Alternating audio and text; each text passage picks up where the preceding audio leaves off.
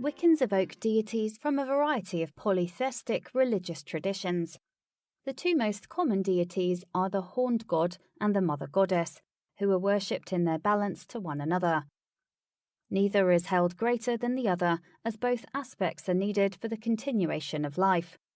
The horned god is also called the green man or the sun god, as each Wiccan practitioner relates to the masculine energy in a different way.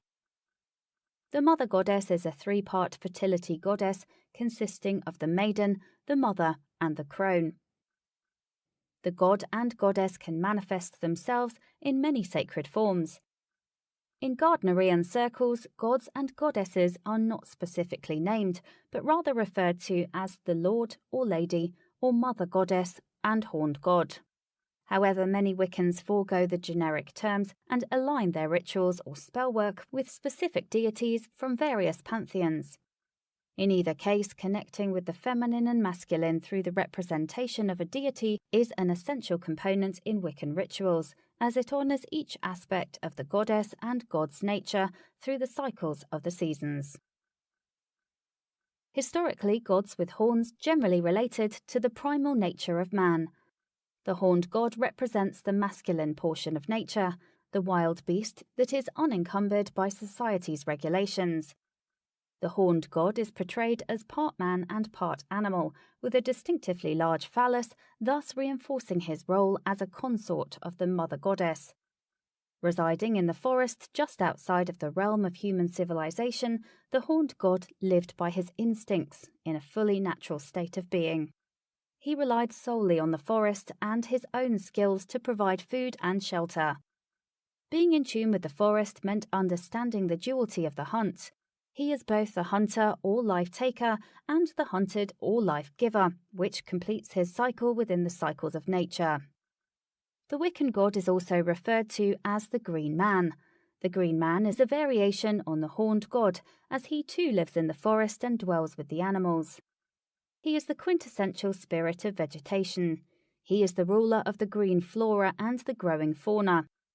He is the field, the forest, and the animals all bound together in harmony. The Green Man is a god who dies and is reborn through the turning of the wheel of the year. At harvest, he dies as the crop is gathered in the field. He is buried again as the seed. He lives again as the new shoot of life that springs forth from the field. He grows and matures through the earth, which is the womb of the great goddess. And the cycle continues as the harvest comes again. Wicca's primary emphasis is on feminine energy and power. This aspect is one of the most distinctive features in a predominantly patriarchal world. There are three aspects of the goddess which relate to the phases of the moon. The goddess is believed to be so ancient that humans cannot remember all of the names she has been given. Throughout time, she has lived as both the one and the many, taking on multiple forms for the people who have worshipped her. In all her forms, she is the bringer of life. While the specific nature of the goddess can be debated, Wiccans do agree that she is comprised of three parts: the maiden, the mother, and the crone. The maiden encompasses the stage in life where women are full of promise. New beginning and youthfulness abound. Enchantment about life, innocence and beauty surround the maiden. She learns to become independent and she has unlimited possibilities before her. The maiden is most often worshipped during the spring in fertility rituals. The mother is an experienced lover who has gained maturity through her understanding of the world. She is often depicted as a parent, but does not have to have given birth. She represents selflessly giving to others, nurturing energy, and fierce protectiveness of her creations. The mother is associated with the domestic aspects of women through children, family, and the home. She is also strongly connected to sexuality and the moon. As the moon grows full, so does the mother with child. The mother is most often worshipped in the summer, as is the time of her pregnancy, through the winter when she gives birth. It is through this process of birth, literally and figuratively, that new life and ideas come forth into the world. As the goddess moves into old age, she becomes the crone. The crone has gained an immense amount of knowledge from a lifetime of learning.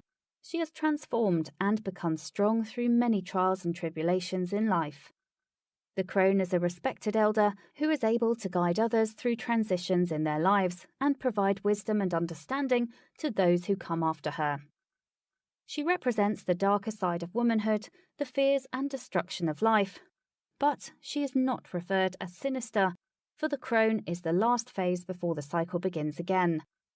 The ever-turning cycle of birth, maturity and death. The personification of the threefold aspect of the goddess is often depicted in the Celtic triad of Brigid, Dana, Morrigan, the Greek triad, and in the triad of Furies, Alecto, Tisiphone, Megaria. Each of these aspects of the goddess are also mirrored in the cycles of nature. Just like the horned god, the mother goddess also passes through stages of birth, maturity and death. Each manifestation of the god and goddess depends solely on the Wiccan practitioner. Many followers foster a deep relationship with a god and/or goddess that they feel called to worship, while others simply worship the Lord and Lady. Either way, the experience with a god and/or goddess is a deeply personal endeavour. It is subjective and requires further investigation and exploration to find the path that fits for your own personal practice.